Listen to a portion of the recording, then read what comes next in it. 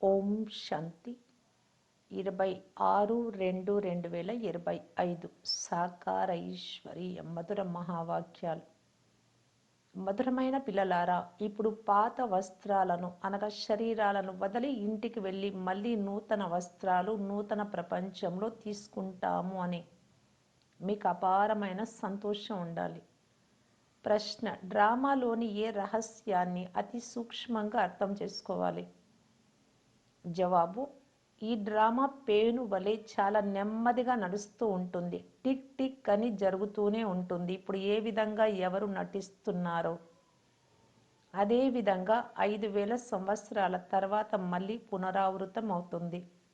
ఇది చాలా సూక్ష్మంగా అర్థం చేసుకోవాల్సిన రహస్యం. ఏ పిల్లలైతే రహస్యాన్ని అర్థం చేసుకోరో వారు డ్రామాలో ఉంటే పురుషార్థం చేస్తాములే అని అనుకుంటారు. ఓం శాంతి. పిల్లలకు తమ తండ్రి పరిచయం లభించింది. ఇప్పుడు మళ్ళీ తండ్రి నుండి వారసత్వం తీసుకోవాలి, పావనంగా అవ్వాలి. ఓ పతిత పావన, మీరు వచ్చి మమ్మలను పావనంగా చేయమని కూడా అంటారు. ఎందుకంటే మాది పతిత బుద్ధి అని వారికి తెలుసు. ఇది పతిత ఇనుప యుగపు ప్రపంచమని బుద్ధికి కూడా తెలుసు. నూతన ప్రపంచాన్ని సతో ప్రధానమని, పాత ప్రపంచాన్ని తమో ప్రధానమని అంటారు. పిల్లలైన మీకు ఇప్పుడు తండ్రి లభించారు. భక్తులకు భగవంతుడు లభించారు. భక్తి తర్వాత భగవంతుడు వచ్చి భక్తికి ఫలితమునిస్తాడు అని అంటారు కూడా. ఎందుకంటే శ్రమ చేస్తారు కనుక ఫలితం కూడా అడుగుతారు. భక్తులు ఏ శ్రమ చేస్తారో మీకు తెలుసు. మీరు అర్ధకల్పం భక్తి మార్గంలో ఎదురు దెబ్బలు తింటూ అలసిపోయారు. భక్తిలో చాలా శ్రమ చేశారు. ఇది కూడా డ్రామాలో నిర్ణయించబడి ఉంది. లాభం కొరకు శ్రమ చేస్తారు. భగవంతుడు వచ్చి భక్తి ఫలం ఇవ్వాలి అని భావిస్తారనగా ఫలములను ఇచ్చువాడు భగవంతుడే కదా. భక్తిలో దుఃఖం ఉన్నందున భక్తులు భగవంతుడిని స్మృతి చేస్తారు. అందుకే మీరు వచ్చి మా దుఃఖమును హరించమని, పావనంగా చేయమని చెప్తారు. ఇప్పుడు ఇది రావణ రాజ్యం అని ఎవ్వరికీ తెలియదు. పతితంగా చేసింది రావణుడే. రామరాజ్యం కావాలని కూడా అంటారు, కానీ అది ఎప్పుడు ఎలా జరుగుతుందో ఎవ్వరికీ తెలియదు. ఇప్పుడు ఇది రావణ రాజ్యం అని ఆత్మకు లోపల తెలుసు. ఇది భక్తి మార్గం. భక్తులు చాలా నాట్యాలు తమాషాలు చేస్తారు. వారికి ఖుషి కూడా ఉంటుంది. మళ్ళీ ఏడుస్తారు కూడా. భగవంతుడి ప్రేమలో కన్నీరు కారుస్తారు, కానీ భగవంతుడు అంటే ఎవరో తెలియదు. ఎవరి ప్రేమలో కన్నీరు వస్తుందో వారిని గురించి తెలుసుకోవాలి కదా. చిత్రాల నుండి అయితే ఏమీ లభించదు. అయితే చాలా భక్తి చేస్తే సాక్షాత్కారం అవుతుంది. వారికి అదే గొప్ప సంతోషం. భగవంతుడు స్వయంగా వచ్చి తమ పరిచయం ఇస్తారు. నేను ఎవరో ఎలా ఉన్నానో ప్రపంచంలో ఎవ్వరికీ తెలియదు. మీలో కూడా ఎవరైతే బాబా అని ఎవరంటున్నారో వారిలో కూడా కొంతమంది మాత్రమే పక్కాగా ఉన్నారు. కొంతమంది కచ్చాగా అపరిపక్వంగా ఉన్నారు. దేహ అభిమానం తెగిపోవడమే కష్టం అనిపిస్తుంది. దేహి అభిమానిగా అవ్వాల్సి వస్తుంది. తండ్రి అంటున్నారు, మీరు ఆత్మలు 84 జన్మలు తీసుకొని తమో ప్రధానంగా అయ్యారు. ఇప్పుడు ఆత్మకు 3వ నేత్రం లభించింది. ఆత్మ అర్థం చేసుకుంటూ ఉంది. పిల్లలైన మీకు ఈ సృష్టి చక్ర జ్ఞానం అంతటినీ తండ్రి ఇస్తున్నారు. తండ్రి జ్ఞాన సాగరులైనందున పిల్లలకు కూడా జ్ఞానం ఇస్తారు. 84 జన్మలు తీసుకునేది మీరేనా అని ఎవరైనా అడిగితే మాలో కొంతమంది 84 జన్మలు, కొంతమంది 82 జన్మలు తీసుకుంటారు. చాలామంది అయితే 84 జన్మలు తీసుకుంటారు అని చెప్పండి. ప్రారంభంలో వచ్చేవారికి 84 జన్మలు ఉంటాయి. ఎవరైతే బాగా చదువుకొని ఉన్నత పదవి పొందుతారో వారు త్వరగా వస్తారు. మాలలో దగ్గరగా కూర్చోబడతారు. క్రొత్త ఇల్లు కడుతూ ఉంటే త్వరగా పూర్తి అయితే క్రొత్త ఇంట్లో కూర్చుంటాము అని ఉంటుంది కదా. ఇప్పుడు పాత వస్త్రాలను వదిలి క్రొత్తవి ధరించాలి అని పిల్లలకు కూడా సంతోషం ఉండాలి. నాటకంలో నటులు ఇంకో గంట అరగంట ఉండగానే పూర్తి అవుతూనే ఇంటికి వెళ్ళిపోతాము అని గడియారం చూస్తూ ఉంటారు.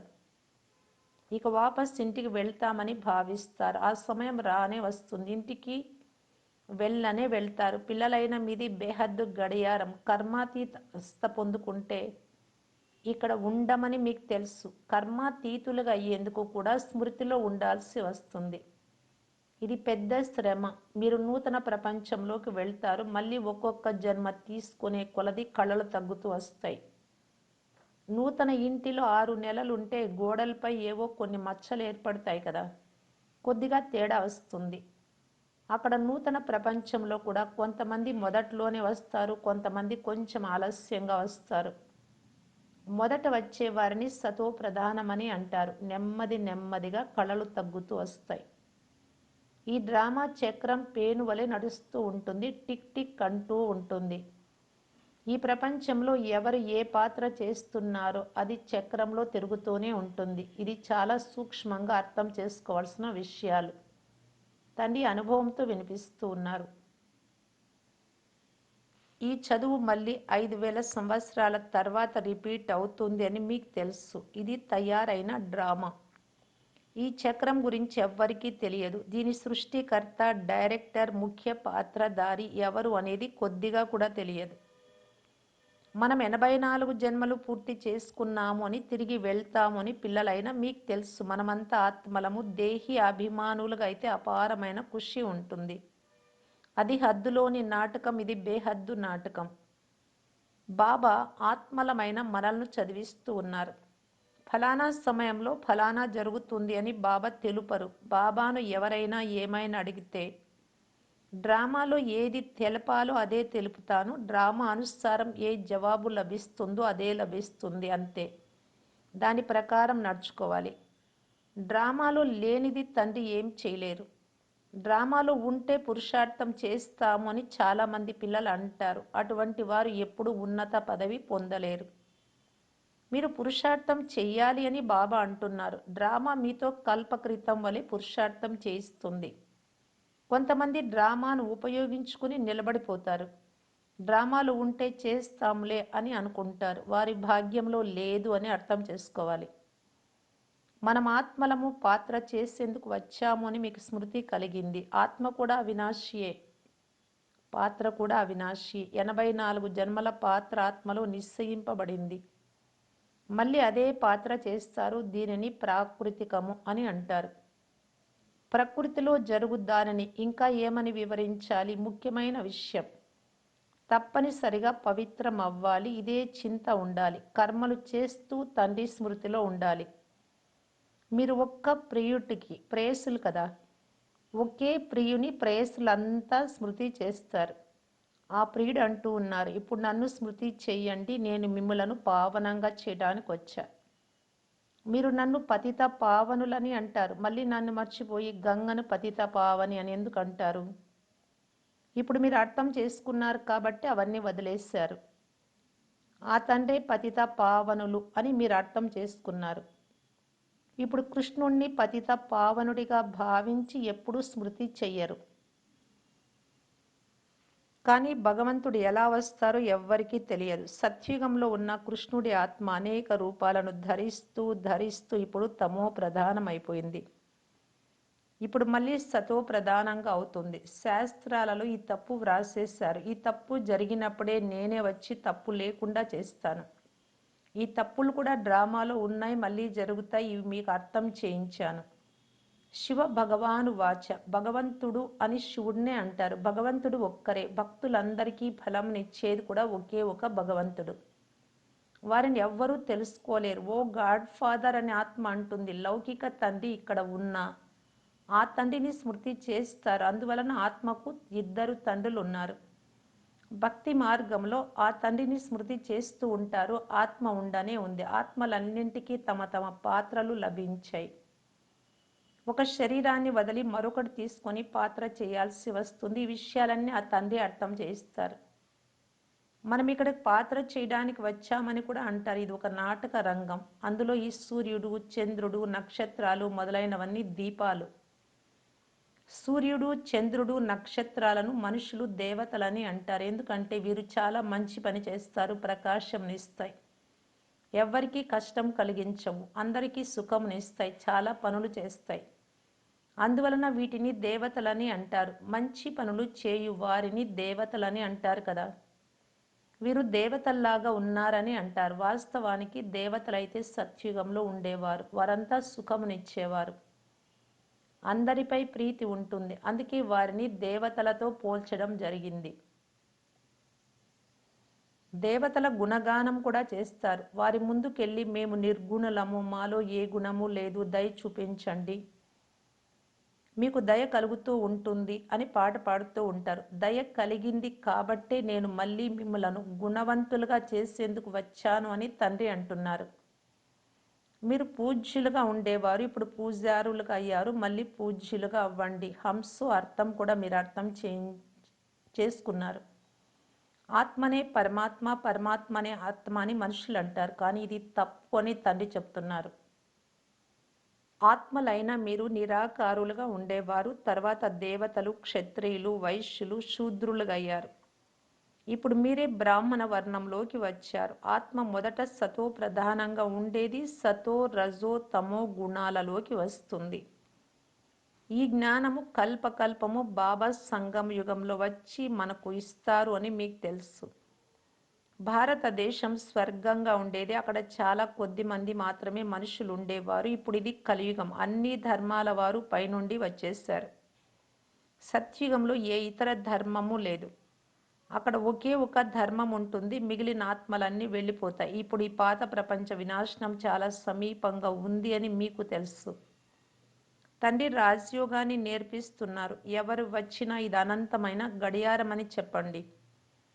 తండ్రి దివ్య దృష్టినిచ్చి గడియారాన్ని తయారు చేయించారు, సృష్టి చక్ర చిత్రం. ఆ గడియారాన్ని మాటి మాటికి మీరు ఎలా చూస్తారో అలా ఇప్పుడు ఈ బేహద్దు గడియారం గుర్తుకొస్తుంది. తండ్రి బ్రహ్మ ద్వారా ఒకే ధర్మంను స్థాపిస్తారు, శంకరుడి ద్వారా అసురీ ప్రపంచాన్ని వినాశనం చేయిస్తారు. చక్రం తిరగడం తప్పనిసరి అని మీ బుద్ధి కూడా చెప్తుంది. కలియుగం తర్వాత సత్యుగం వస్తుంది. ఇప్పుడు మనుష్యులు కూడా చాలా మంది ఉన్నారు, ఉపద్రవాలు కూడా చాలా సంభవిస్తూ ఉంటాయి. మిజైల్స్ కూడా అవే. శాస్త్రాలలో అయితే చాలా కథలు తయారు చేసేసారు. తండ్రి వచ్చి వేద శాస్త్రాల సారం అర్థం చేయిస్తారు. ముఖ్యమైన ధర్మాలు 4, ఈ బ్రాహ్మణ ధర్మం 5వది. ఇది అన్నింటికంటే శ్రేష్టమైనది, చాలా చిన్న ధర్మం. యజ్ఞమును సంభరణ చేయువారు బ్రాహ్మణుడు, ఇది జ్ఞాన యజ్ఞం. ఉపద్రవాలను నిర్మూలించేందుకు యజ్ఞాలు రచిస్తారు. ఈ యుద్ధము మొదలైనవి జరగరాదు అని వారు అనుకుంటారు. అరే, యుద్ధం జరగకుంటే సత్యుగం ఎలా వస్తుంది? ఇంతమంది మనుషులంతా ఎక్కడికి వెళ్తారు? ఆత్మలమైన మనందరినీ తీసుకెళ్తే శరీరాలను తప్పకుండా ఇక్కడే వదలాల్సి వస్తుంది. ఓ బాబా, మీరు వచ్చి పతితులైన మమ్ములని పావనంగా చెయ్యండి అని మీరు పిలుస్తారు కూడా. తండ్రి అంటున్నారు, నేను పాత ప్రపంచాన్ని తప్పకుండా వినాశనం చేయించాల్సి ఉంటుంది. పావన ప్రపంచం అంటే సత్యుగం. అందరినీ ముక్తిధామానికి తీసుకెళ్తాను. అందరూ మృత్యువును పిలుస్తారు కదా, కాలులకే కాలుడిని పిలుస్తున్నాము అని వారికి తెలియదు. ఇది కూడా డ్రామాలో రచింపబడింది అని తండ్రి అంటున్నారు. ఆత్మలను ఇచ్చి ప్రపంచం నుండి శాంతిధామానికి తీసుకెళ్తాను, ఇది మంచిదే కదా. మీరు ముక్తికి వెళ్ళి మళ్ళీ జీవన్ ముక్తిలోకి రావాలి, తర్వాత జీవన్ బంధనంలోకి వస్తారు. ఇంతమంది సత్యుగంలోకి రారు, నంబర్ వారుగా వస్తారు. అందుకే అందరూ శాంతిధామాన్ని, సుఖధామాన్ని స్మృతి చెయ్యండి. చివరిలో వచ్చే వారి పాత్ర చాలా చిన్నదిగా ఉంటుంది. మొదట వారు తప్పకుండా సుఖమును పొందుతారు. మీ పాత్ర అందరికంటే శ్రేష్టమైనది, మీరు చాలా సుఖం పొందారు. ధర్మస్థాపకులకైతే ధర్మస్థాపన మాత్రమే చేసే పాత్ర ఉంది, ఎవ్వరికి ముక్తిని ఇవ్వలేరు. తండ్రి భారతదేశంలో వచ్చి అందరికీ జ్ఞానంనిస్తారు. అందరికీ పతిత పావనులు తండ్రి ఒక్కరే, అందరికీ ముక్తినిస్తారు. ఇతర ధర్మస్థాపకులు ఎవ్వరూ సద్గతిని ఇవ్వడానికి రారు, వారు కేవలము ధర్మస్థాపన చేయడానికే వస్తారు. శాంతిధామానికి కానీ సుఖధామానికి కానీ తీసుకెళ్ళలేరు. అందరినీ సుఖధామానికి, శాంతిధామానికి తీసుకెళ్లేవారు తండ్రి ఒక్కరే. వారు దుఃఖము నుండి విడిపించి సుఖమునిస్తారు. తీర్థస్థానాలు కూడా వారివే. మనుషులు అర్థం చేసుకోరు. వాస్తవానికి సత్యమైన తీర్థస్థానం ఆ తండ్రి ఒక్కరిదే. మహిమ కూడా వారు ఒక్కరిదే. ఓ ముక్తిదాత రండి అని అందరూ తండ్రినే పిలుస్తారు. భారతదేశమే సత్యమైన తీర్థస్థానం. ఆ తండ్రి ఇక్కడికి వచ్చి అందరికీ ముక్తి, జీవన్ముక్తినిస్తారు. అందుకే మీరు భక్తి మార్గంలో వారికి పెద్ద పెద్ద మందిరాలు కట్టిస్తారు, వజ్ర వైడ్యూర్యాల మందిరాలను నిర్మిస్తారు. సోమనాథ మందిరం ఎంత సుందరంగా తయారు చేశారు. ఇప్పుడు బాబా ఎక్కడ కూర్చొని ఉన్నారో చూడండి. పతిత శరీరంలో, పతిత ప్రపంచంలో ఉన్నారు. వారిని మీరు మాత్రమే గుర్తించారు. మీరు బాబాకు సహాయకారులుగా అవుతారు. ఇతరులకు దారి చూపేందుకు ఎవరైతే సహాయం చేస్తారో వారికి ఉన్నత పదవి లభిస్తుంది. ఇది నియమం. శ్రమ చేయమని తండ్రి చెప్తున్నారు. తండ్రిని వారసత్వమును స్మృతి చేయమని అందరికీ దారిని తెలపండి. 84 జన్మల చక్రం మీ ముందే ఉంది. ఇది అంధుల ముందు దర్పణం వంటిది. ఈ డ్రామా ఉన్నదున్నట్లు పునరావృతం అవుతుంది. అయినా నన్నెవరూ తెలుసుకోలేరు. నా మందిరాన్ని దోచుకుంటే ఏదైనా చేస్తాను నేను అనుకోరాదు. డ్రామాలో దోచుకొనే తీరాలి. మళ్ళీ దోచుకొని తీసుకెళ్తారు తర్వాత 5000 సంవత్సరాలకు. పతితుల నుండి పావనంగా చేయమని నన్ను పిలుస్తారు. నేను వచ్చి పిల్లలైన మిమ్ములను చదివిస్తాను. డ్రామాలో వినాశనం కూడా నిర్ణయమై ఉంది కనుక మళ్ళీ జరుగుతుంది. వినాశనం అయిపోవాలి అని నేనేమి గాలి ఊదను. ఈ ముసలాలు, మిజైల్స్ మొదలైనవి తయారయ్యే ఉన్నాయి. ఇది కూడా డ్రామాలో రచింపబడి ఉంది. నేను కూడా డ్రామా బంధనంలో బంధింపబడి ఉన్నాను. నా పాత్ర అందరికంటే గొప్పది. సృష్టిని పరివర్తన చేయడం, పతితులను పావనంగా చేయడం నా పాత్ర. ఇప్పుడు సమర్థులెవరు, నేనా లేక డ్రామానా? రావణుడు కూడా డ్రామా అనుసారం వచ్చే తీరాలి. నాలో ఉండే జ్ఞానం నేనే వచ్చి ఇస్తాను. మీరు శివబాబా సైన్యం. రావణుడిపై విజయం పొందుతారు. సెంటర్లు తెరుస్తూ ఉండమని తండ్రి చెప్తున్నారు. నేను చదివించేందుకు వస్తాను. నేను మీ వద్ద ఏమీ తీసుకోను. మీ వద్ద గల ధనాన్ని ఇందులో సఫలం చేయండి. అలాగని ఉన్నదంతా సమాప్తం చేసుకొని ఆకలితో మరణించమని చెప్పను. మీరు ఎవ్వరూ ఎప్పుడు ఆకలితో మరణించరు. ఈ బాబా సర్వస్వము ఇచ్చేశారు బ్రహ్మ బాబా. మరి ఆకలితో మరణించాడా? మీరు ఆకలితో మరణిస్తారా? శివబాబా భండారం ఉంది. ఈ రోజులలో ప్రపంచంలో అయితే ఎందరో మనుషులు ఆకలితో మరణిస్తున్నారు. ఇప్పుడు పిల్లలైన మీరు తండ్రి నుండి వారసత్వం పూర్తిగా తీసుకునే పురుషార్థం చేయాలి. ఇది ఆత్మిక ప్రకృతి వైద్యశాల. చాలా సాధారణ విషయం. కేవలం నోటితో చెప్తున్నారు మన్మనాభవ. ఆత్మకు పట్టిన వ్యాధిని బాగు చేస్తారనికే వారిని అవినాశి సర్జన్ అని కూడా అంటారు. చాలా మంచిగా ఆపరేషన్ చేయడం నేర్పిస్తారు. నన్ను స్మృతి చేస్తే మీ దుఃఖాలన్నీ దూరం అయిపోతాయి. చక్రవర్తి రాజులుగా అవుతారు. ఈ ముళ్ళ అడవిలో ఉంటూ మేము పుష్పాల తోటకు వెళ్తున్నామని భావించండి. ఇంటికి వెళ్తున్నాము. ఈ విధంగా ఒకరికొకరు స్మృతి ఇప్పించుకుంటూ ఉండండి. అల్లా తండ్రిని స్మృతి చేస్తే చక్రవర్తి పదవి లభిస్తుంది. మంచిది.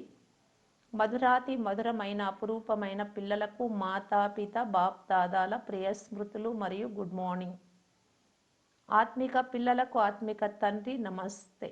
ధారణ కొరకు ముఖ్య సారం. ఫస్ట్ పాయింట్, మేము ఎంతవరకు అర్హులుగా అయ్యాము అని మీనాడి మీరే చూసుకోండి. అర్హులుగా ఈ సేవకు రుజువునివ్వాలి.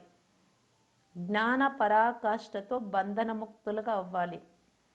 సెకండ్ పాయింట్, ఒక్క తండ్రి మతమును అనుసరిస్తూ ఆంతరికంలోని అవగుణాలను తొలగించుకోవాలి. దుఃఖము కలిగించే స్వభావాన్ని వదిలి సుఖమునిచ్చే వారిగా అవ్వాలి. జ్ఞాన రత్నాలను దానం చేయాలి. వరదానం. మన్మనాభవ యొక్క విధి ద్వారా బంధనాల బీజాన్ని సమాప్తం చేసే నష్టో మోహ స్మృతి స్వరూప భవ. బంధనాలకు బీజము సంబంధం. తండ్రితో సర్వ సంబంధాలు జోడించుకున్నప్పుడు ఇక ఇతరులెవ్వరితో అయినా మోహం ఎలా ఉంటుంది? సంబంధం లేకుండా మోహం ఉండదు. మోహం లేకుంటే బంధనం ఉండదు. బీజాన్ని సమాప్తం చేశారు అంటే బీజం లేకుండా వృక్షం ఎలా జన్మిస్తుంది?